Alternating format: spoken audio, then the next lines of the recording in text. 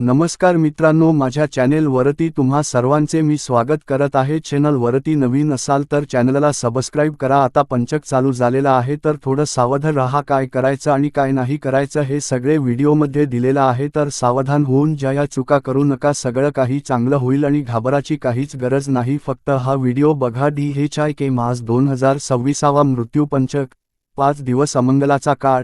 या गोष्टी टाळाच। नेमके काय करू नये? भारतीय संस्कृतीत अनेक वैविध्य आढळून येतात।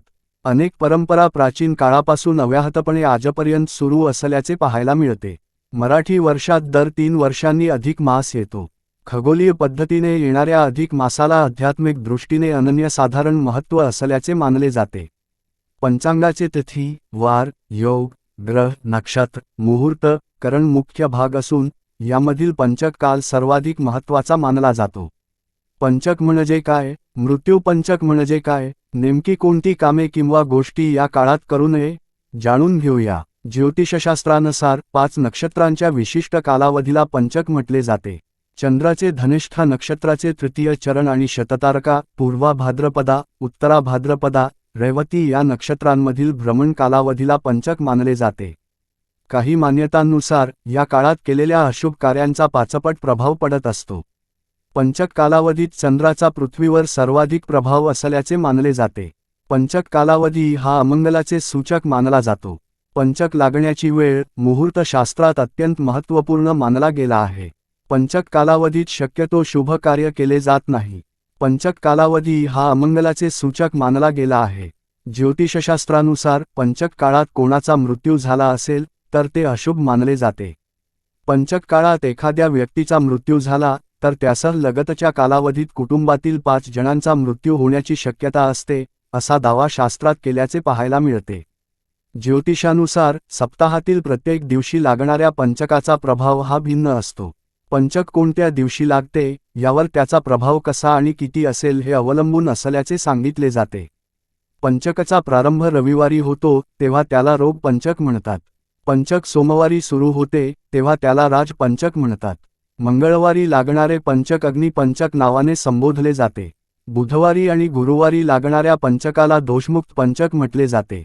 शुक्रवारी सुरू होणाऱ्या पंचकाला चोर पंचक म्हटले जाते। शनिवारपासून लागणाऱ्या पंचकाला मृत्यू पंचक म्हटले जाते। शनिवार 6 जून 2026 रोजी सायंकाळी 07:04 पासून पंचक प्रारंभ होत आहे। गुरुवार 11 जून 2026 रोजी सकाळी 08:17 पंचक समाप्त होणार आहे। मृत्यू पंचक अतिशय कष्टदायी, प्रतिकूल मानले जाते। अधिक मास पंचक काळात काय टाळावे? ज्योतिषशास्त्रानुसार पंचक कालावधीत काही कार्य करणे निषिद्ध मानले गेले आहे। पंचक कालावधीत लाकडाची खरेदी करू नये। घराच्या छतापंचक कालावधीत कोणाचा मृत्यू झाला तर ज्या व्यक्तीचा मृत्यू झाला आहे त्याचे अंतिम संस्कार करताना दर्भाचे एक प्रतीक तयार करून त्याचा दाहसंस्कार मृतकासोबत करण्याचे विधान आहे, असे सांगितले जाते।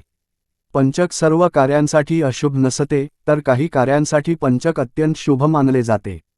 या कालावधीत यात्रा करणे, मुंडन कार्य, व्यापार आदी कार्यांसाठी पंचक शुभ मानले गेले आहे। तसेच साखरपुडा समारोह, विवाह आदी शुभ कार्ये पंचक कालावधीत केली जाऊ शकतात।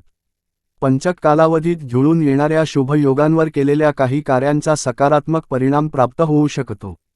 काही वेळा धनलाभाचे योगही प्रबळ होऊ शकतात।